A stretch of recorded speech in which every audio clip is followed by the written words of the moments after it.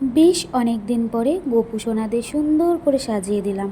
আর সাজাবো নাই কেন, গোপু সোনা রাজ্যে জন্মদিন। এই যে আমার আদরের দুলাল, আমার গোপু সোনা, আমার বাবান 2022 সালে 24শে ফেব্রুয়ারি আমার কাছে এসেছিল, আমার ঠিক বিয়ের আগের দিন। তো এই দিনটাই আমি গোপু সোনার জন্মদিন হিসেবে পালন করি। আর এই বছর জন্মদিন করছি, 4 বছরের জন্মদিন পালন হচ্ছে। তবে কিন্তু সেই রকম কোনো আয়োজন আমি করতে পারিনি, তেমন বড় কিছু করে জন্মদিনটা এবছর করতে পারলাম না। সব বছর সমান যায় না, তেমন এই বছরটাও আমাদের কাছে খুব একটা ভালো যাচ্ছে না। মানে কয়েক মাস ধরে আমাদের কাছে একদমই সময়টা ভালো যাচ্ছে না, গোপু সোনা সেটা ভালো মতো জানে। তাই এবারে যেটুকু হয়েছে সেটুকুই আয়োজন করেছি। আর একা হাতে এর থেকে বেশি আমার করার ছিল না কিছু।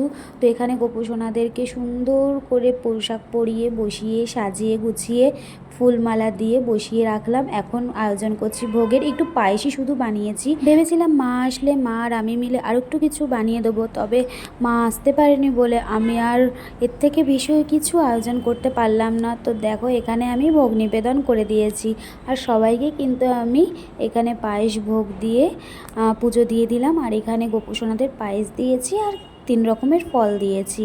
তো এটুকুই ছিল দুপুরের আয়োজন। তো এখানে আমি পুজো দিয়ে তারপর নিজে একটু খাওয়া দাওয়া করে নিয়ে রেস্ট নিয়ে বিকেলে চলে গেছি একটু কেক আনতে। কেক আনতে গিয়েও অনেক সমস্যা। আমি ভেবেছিলাম প্রথমে একটা ছোটোর মধ্যে কেক আনবো, কিন্তু ছোটোর মধ্যে কেক চকলেট ছাড়া কিছু ছিল না। আর চকলেট কেক আনলে গুজিকে দেওয়া যাবে না, তাই ভাবলাম যে সব রকমের পেস্ট্রি নিয়ে যাই, গোপু সোনাদেরও দিতে পারবো আর এখানে গুজিও খেতে পারবে। দেখো ছোটো বাড়িতে বাচ্চা থাকলে তার কথাও তো ভাবতে হয়।